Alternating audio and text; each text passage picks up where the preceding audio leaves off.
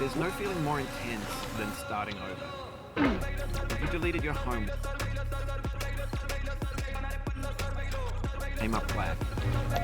If you got your best shirt dry cleaned before a wedding and then immediately dropped food on it. If you won an argument with a friend and then later discovered that they just returned to their original view. Starting over is harder than starting up. If you're not ready for that, like if you've already had a bad day, then what you're about to go through might be too much. Feel free to go away and come back. I'll be here. Alright, thanks for coming with me on this trip. I'll understand if you have to take...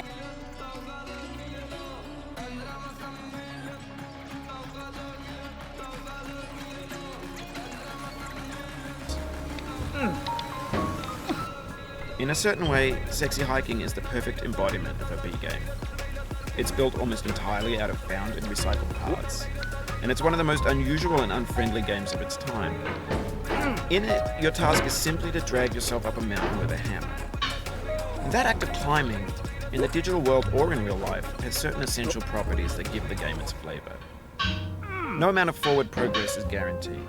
Some cliffs are too sheer or too slippery. And the player is constantly, unremittingly in danger of falling and losing everything. Anyway, when you start sexy hiking, you're standing next to this dead tree that blocks the way to the entire rest of the game. It might take you an hour to get over that tree, and a lot of people never got past it.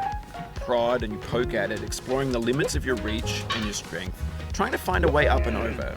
And there's a sense of truth in that lack of compromise. Most obstacles in video game worlds are fake. You can be completely confident in your ability to get through them once you have the correct method or the correct equipment or just by spending enough time. In that sense, every pixelated obstacle in sexy hiking is real. The obstacles in sexy hiking are unyielding, and that makes the game uniquely frustrating. But I'm not sure Jazuo intended to make a frustrating game.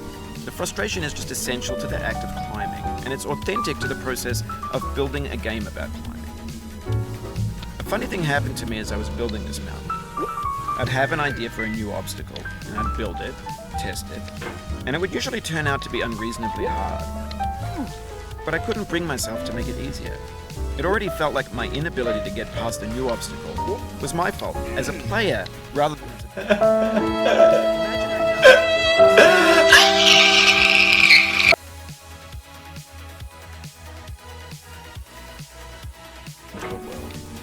And for the most part, that hasn't happened, because the objects in the stores are trash. I don't mean they look bad or that they're badly made, although a lot of them are. I mean they're trash in the way that food becomes trash as soon as you put it in the sink. Things are made to be consumed and used in a certain context, and once the moment is gone, they transform into garbage. In the context of technology, those moments pass.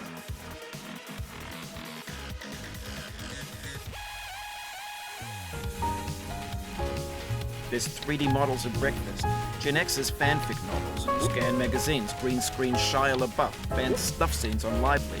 Facebook's got lifelike bots with unbranded adverts and candid shots of Kanye and Taylor Swift mashups, car crash epic failed GIFs, Russian dashcam vids, discussions of McRibs, discarded.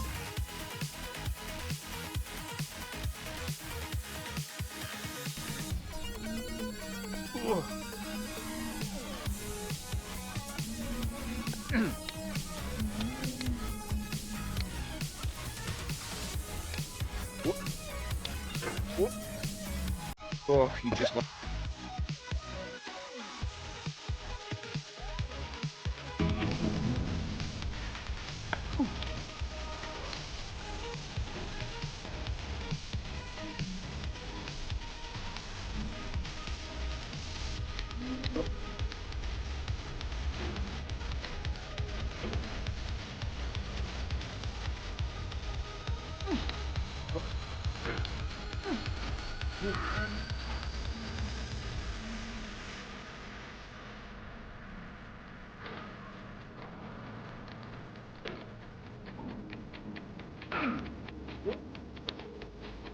It feels like we're closer now.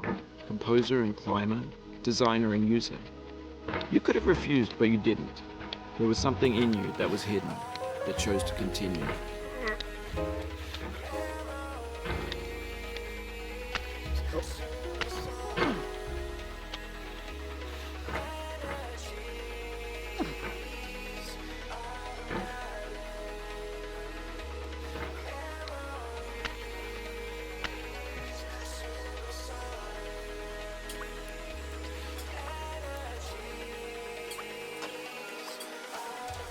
2,000 years later.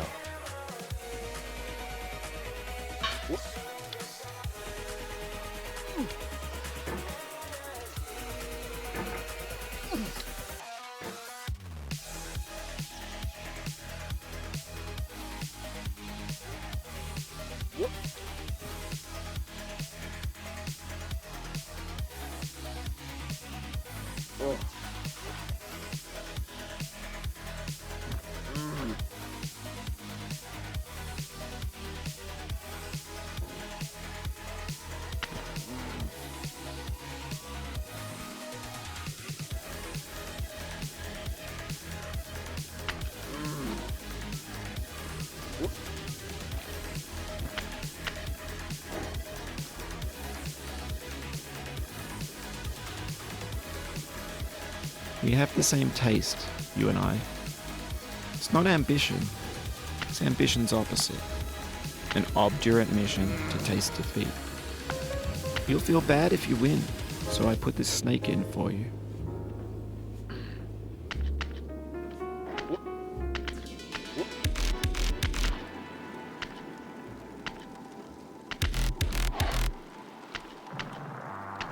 Have you thought about who you are in this? Are you the man in the pot?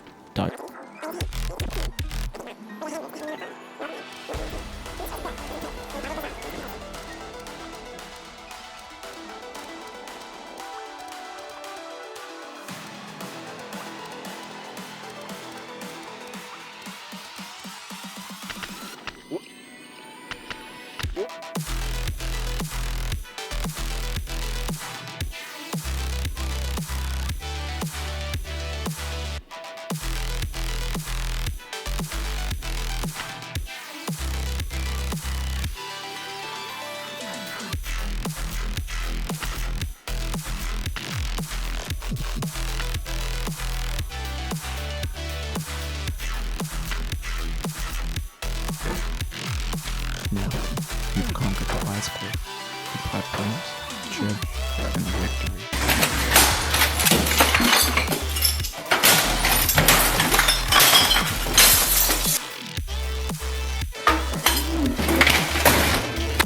There's no way left to go but up. In a moment, I'll shut up. But let me say, I'm glad you came.